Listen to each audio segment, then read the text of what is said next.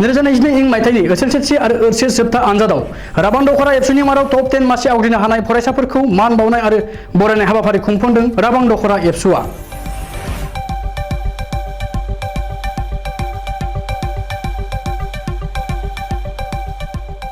राबां दखरा एबसुआ राबां बर' बाजारनि कमिउनिटि हलाव 2022 इं मायथाइनि एसएसएलसी आरो एचएस जोबथा आनजादाव राबां दखरा एबसुनि मादाव टप 10 मासि आवग्रिनो हानाय फरायसाफोरखौ मान बावनाय आरो बरायनाय हाबाफारि खुंफुंदों राबां दखरा एबसुआ।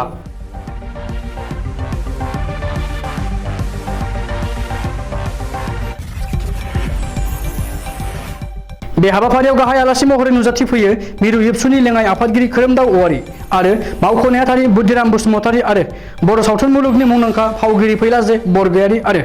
बाक्सा जिल्ला एबसुनि आफादगिरि उमेश दैमारी, लेङाइ आफादगिरि हांगोमा बर' आरो नेहाथारि भारत बर' बिथांमोनजों लोगोसे ओनसोलनि बायदि बायदि बिबानाव थानाय समाज सिबियारि बिबानगिरि बिथांमोना बाहागो लायो।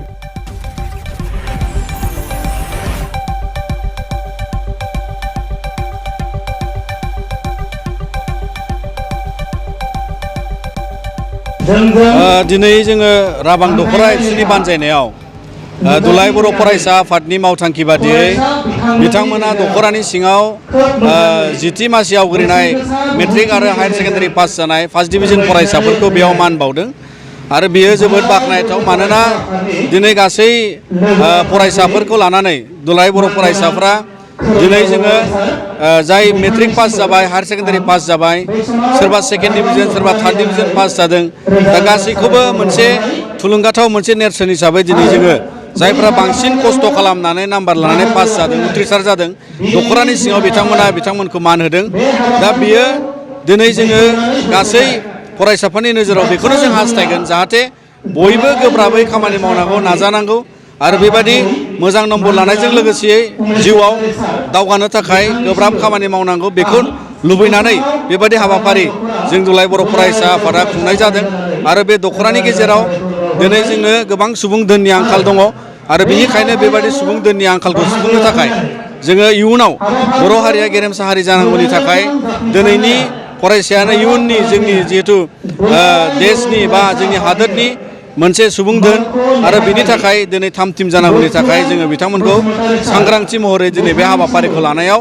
जोङो बाहागो जानो मोन्दों। आरो मिरु एबसुनिफ्राय जों गासै दखरा जिल्ला बेबायदि हाबाफारि लानाय दिनै जेरावबो जायो आरो बेखौ लानानै दुलाराय बर' फरायसा आफादा आदब आरो गुन गोनां सोलोंथाइनि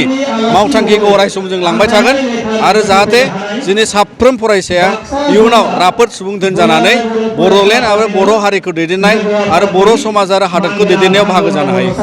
दिनै जों नुनो मोनदों बर'फोरनि गोबां गोरिब फरायसाफोरा मोजां रिजाल्ट खालामदों। बिथांमोना नाथाय एडमिसन लानायाव रांनि गोनांथियाव बिथांमोना एडमिसन दिनै गोबां फरायसाया मोजां रिजाल्ट खालामनो हादों आरो बिनि गेजेराव गोबां फरायसाया गोरिब न'खरनिफ्राय दङ। बे खौराङा जोंनि एबसुनिसिमबो फैयो। दा बेयाव जोङो हानायसेबां मदद खालामग्रा सुबुंफोरखौ खावलायनानै बिथांमोनखौ जों मदद खालामनो होयो आरो बेजों लोगोसे जोङो मिजिंथियो जे जाय जेसेबां फरायसाया प्रि मेट्रिक आरो पस्ट मेट्रिक स्कलारशिप एसटिनि स्कलारशिप मोननांगौनि थाखाय जिबादि राहा लानांगौ जेरै स्कलारशिप मोनहोनांगौ आरो एप्लाइ खालामनाय प्रसेसआव दुलाराय बर' फरायसा आफादनिफ्राय जों अरायसम नोजोर लायो आरो जाहाथे बेबादि मोननांगौ फरायसाफ्रा आरो बेबादि रांखान्थि बिथिङाव खस्थ' मोननाय फरायसाफ्रा स्कलारशिप मोननो हायो बेनि थाखाय दुलाराय बर' फरायसा आफादा जों खामानि मावलाङो आरो बेबादि सहाय मोनहोनो थाखाय जों जेसेबां सुबुंफोरनि अनसुंथाइजों बेबादि सहाय खालामनो हानाय फरायसा आरो सुबुंफोरा दिनैहाय जिहेतु जोंनि समाजाव दङ। दा बिथांमोना जोबोद बाख्नायथाव। गोबां स्कुलाव गोबां कलेजाव गोबाङानो गोबांखौ मदद होनाय जोंनि एबसुनि खावलायनायाव गोबां दङ। दा बेनिखायनो जोङो बेखौ अरायसम जों नाजालांगोन जाहाथे जोंनि समाजाव रांखान्थि जोथोना गामि न'खर समाजाव साबसिन जायो आरो जोंनि फरायसाफ्रा फरायलांनायाव जेबो खस्थ' मोना। जादोंदि दासिमबो बर' मिडियामनि स्कुलाव असमिया टिचारफोरा हाबफैदों बर' फरायसाफोरा गोबां सुबिदा मोनदों।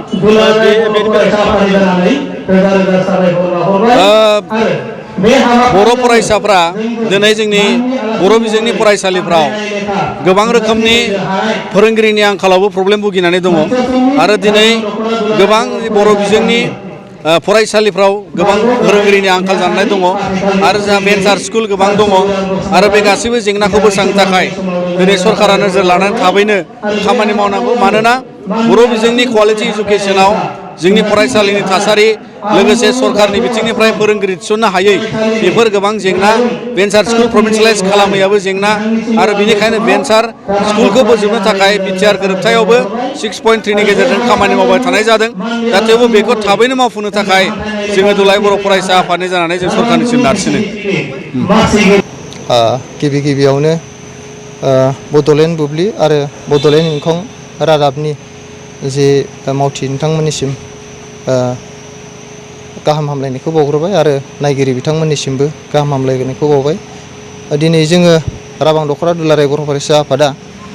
दख'रानि बेन्दोङाव थानाय देग्लायनि मेट्रिक आरो हायार सेकेन्डारियाव जे सेथि थाखोआव उथ्रिसारनाय फरायसाफोर दा बिथांमोन फरायसाफोरखौ जायफोर बांसिन नम्बर लानानै उथ्रिसारदों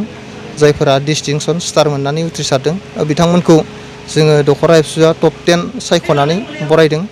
मानोना दानि समाव उथ्रिसारनाया गोबां मार्क लानानै उथ्रिसारनाया गोबां जाबाय दा बेनिखाय जोङो गासैखौबो सिगांनि समफोरनि बायदि जोङो बरायजोबनो हायाखिसै आरो मोनसे जोङो बर' फरायसाफोरनि गेजेरावबो बा राबां दख'रानि गेजेरावबो जे फरायसाफोरनि गेजेराव मोनसे बादायलायनाया थायो बयबो मोजां मार्क हासिल खालामनो बयबो नाजायो दा बे मोनसे बादायलायनाया थायो बेखौबो जोङो मिजिं खालामनानै आरो उननि समफ्रावबो साबसिन हामसिन बेबायदिनो बादायलायनाया जाबाय थायो बेखौनो जोङो माने मिजिंथिनानै दिनै जोङो टप 10 सायख'नानै बरायनाय हाबाफारिखौ लानाय जादों देग्लाय राबां दख'रा एबसुनि बेन्दोङाव जे फरायसाफोरनि जे उथ्रिसारनायनि जे पारसेन्ट जोङो जायफोर फरायसाफोरखौ टप 10 फरायबाय दा बिनि सेथि मासि आवग्रिनो हानाय बायदियैबा जोङो नुनो मोनो देग्लाय मेट्रिक आनजादनि राबां दख'रानि बेन्दोंनि टप 10 मासिनि सेथि फरायसाया जाहैबाय 86.83 मोननो हादों बिथां रुमबां बसुमतारी होननाया गोदान बरग गामिनि बेनि उनाव हायार सेकेन्डारि आनजादाव सासे फरायसाया टप हिसाबै सेथि मोननो हादों 69.40 बियो आर्ट्सआव मोननो हादों बेनिफ्राय साइन्सआव मोननो हादों टप हिसाबै सेथियाव 81.40 बिथांमोन फरायसाफोरखौ फरायनाय जादों नोंथांमोना फैबाय थानाय सम बा 2023 मायथाइयाव मेट्रिक बा ओइचएस होगोन फरायसाफोरनिसिम बे समाव बुंहरनो सानो आं राबां दख'रा दुलाराय बर' फरायसा आफादनि आफादगिरि हिसाबै आं बेखौनो खावलायगोन फैगौ समफ्राव जिहेतु दानिफ्रायनो जोङो माने दानिफ्रायनो खस्थ' खालामोबा दानिफ्रायनो नाजाखायोबासो माने मोजां रिजाल्ट खालामनो हागोन हार्ड वर्क खालामनांगोन गोसो होनानै फरायनांगोन बेबायदिनो बेरायलाबायनाय लोगोफोरजों बहाबा थांनाय बेफोरखौ जाहाथे ड्रप खालामथ'यो जाहाथे फैगौ बोसोराव मोजाङै मोजां रिजाल्ट खालामनो हायो बेनि थाखाय आङो राबां दख'रा एबसुनि जानानै बेखौनो खावलायो